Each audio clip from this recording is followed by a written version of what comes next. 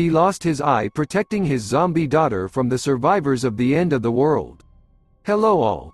This is Jacobson and this is a brief retelling of the 9th and 10th episodes of the 3rd season of the zombie series The Walking Dead.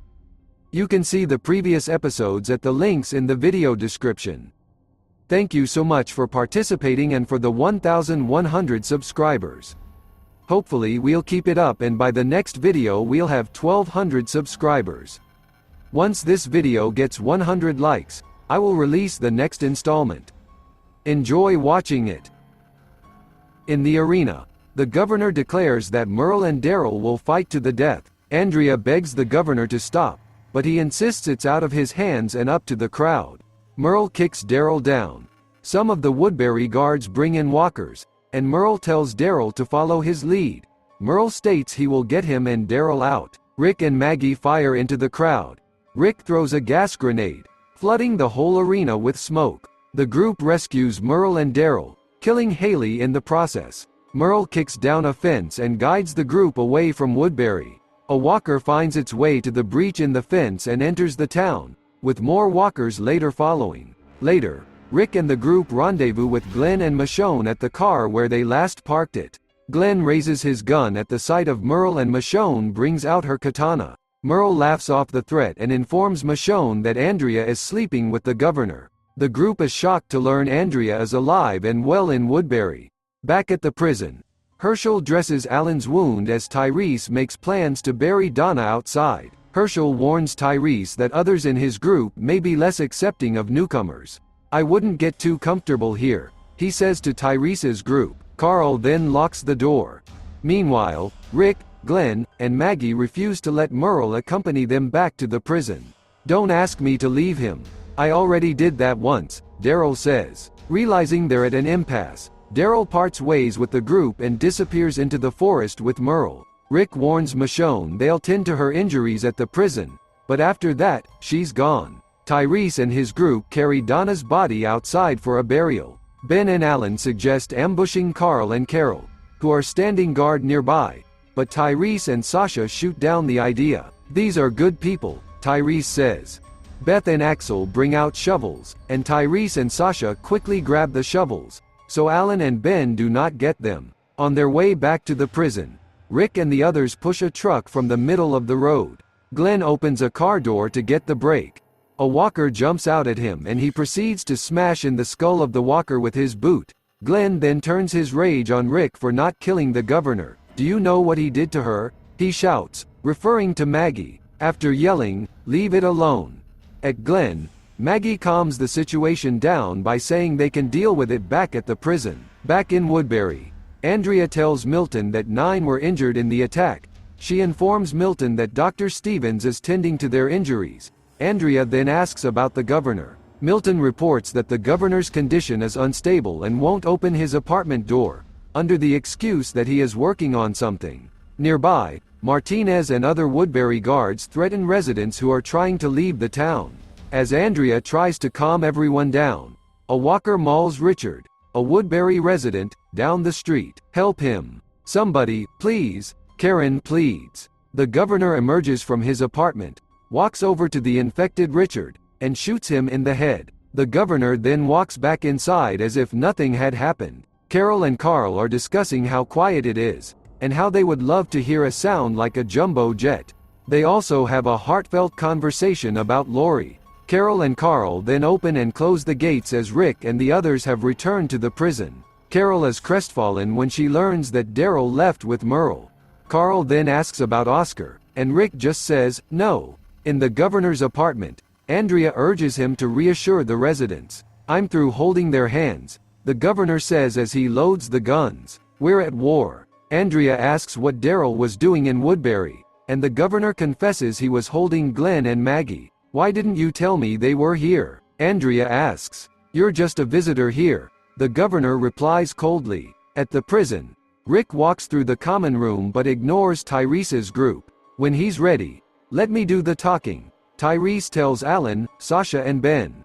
In the cell block, Beth hands Judith to Rick. She gets no comfort in her father's arms and her sobs seem to rattle him. Meanwhile, Andrea and Milton try to pacify panicked residents that have gathered outside the governor's home. Andrea rallies the crowd with promises of perseverance and rebuilding.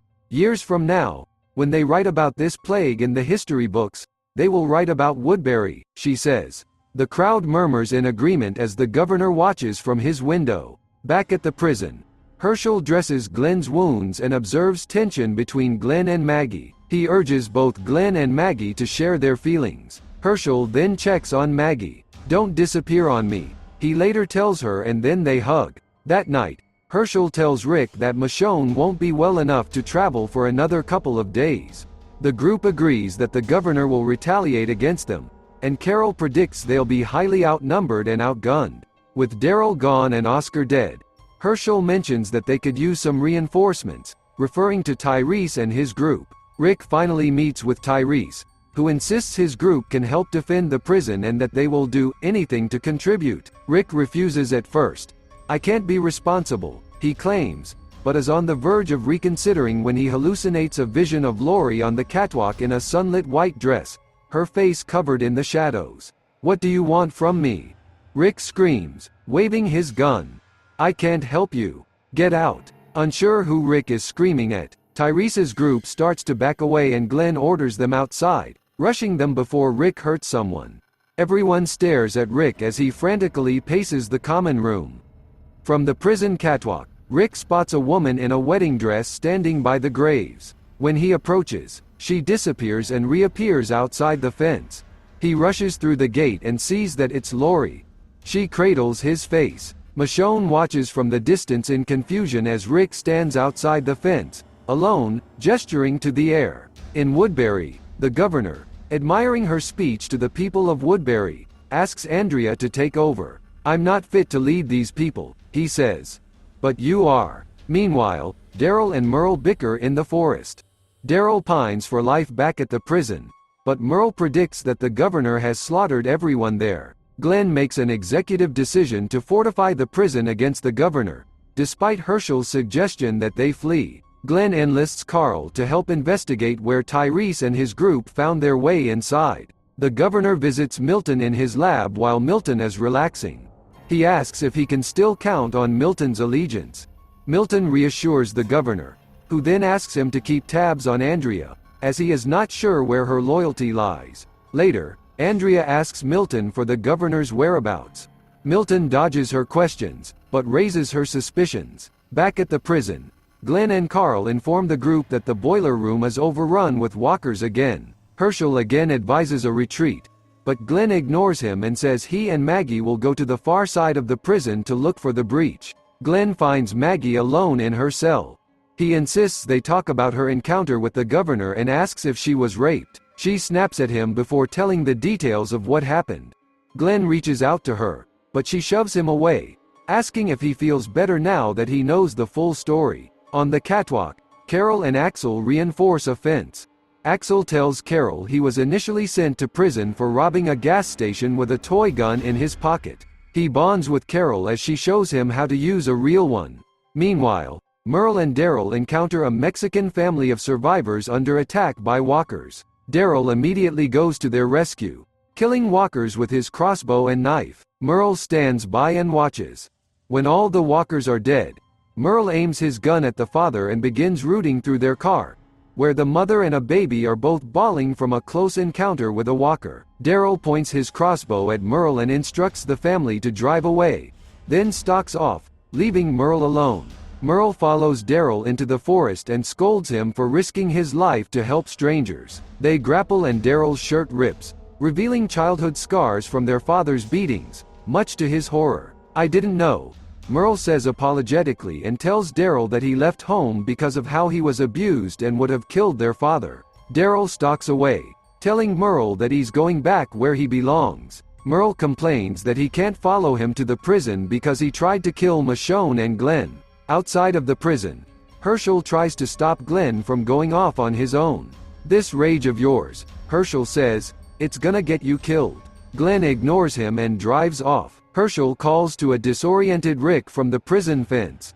"We need you now more than ever," Herschel says.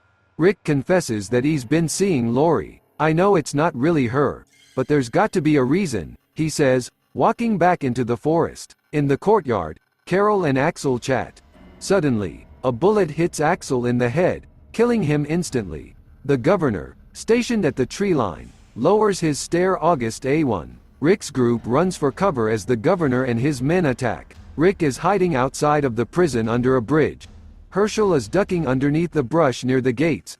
Michonne is taking cover behind the tipped-over bus by the inner fence entrance. Carol is using Axel's body to shield her from bullets, and Beth and Carl are hiding behind a wall. Maggie then bursts out of her cell into the courtyard carrying guns. The sides are more evened out as gunfire erupts on both sides. One of the Woodbury soldiers, situated in a guard tower, is killed by Maggie. Gunfire ceases and silence drops when suddenly a bread truck comes crashing through the prison's gate and stops in the yard. The governor smiles as a ramp drops down and the back door opens, allowing a mass of walkers to stream out of the truck, with the fully armored driver fleeing the prison's yard. The governor drives off as the survivors struggle with the dead. On the way out, the governor's car passes Glenn's as he returns to the prison. Outside of the fence, Rick is struggling for his life as he's surrounded by walkers, one of which is about to bite him. Suddenly, a crossbow bolt pierces its forehead, signifying Merle and Daryl's arrival. Together, they kill the remaining walkers outside the fence. Glenn arrives and gets Herschel back to the main group, behind their second wall of fence. Momentarily safe, Rick stares darkly into the prison's yard, now swarming with walkers. The end of the 9th and 10th series. As soon as this video gets 100 likes and 20 comments, I will release the sequel.